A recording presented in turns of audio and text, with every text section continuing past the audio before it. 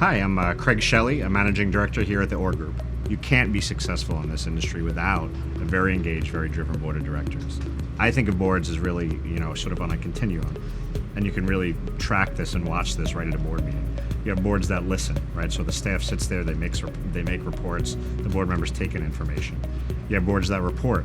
You'll notice that's a lot of very scripted. The board members sit there reading things. So those board members know that they're supposed to be leading functions, but they're not really ingrained in it. They're just basically reading what the staff gives them.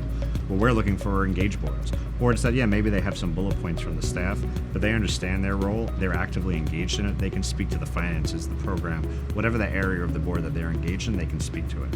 Hi, I'm Kelly Dunphy. I'm a managing director at Org Group. There are a few things that I have found a few qualities that I think make boards really strong. They're all on the same page as to what their role is, that they've been asked to fulfill a very specific set of responsibilities, and that they stay true to those responsibilities. Board members take their roles seriously and participate in a way that they agreed to. So attending board meetings, fulfilling their giving and fundraising obligations, and being good advocates for the organization out in the community. So oftentimes, organizations will come to us in need of kind of refreshing their board of directors. So maybe a board the organization has been around for a long period of time and their board members are tired and in need of they need a refresh.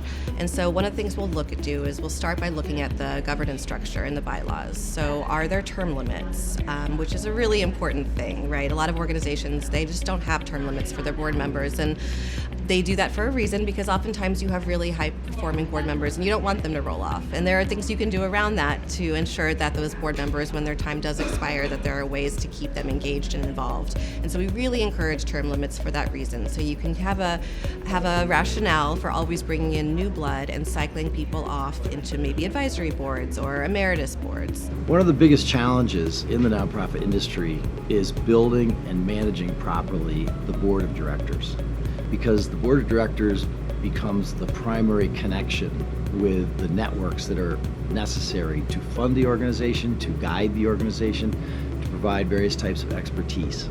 So often we are called upon as an organization to manage that process. We call it board development.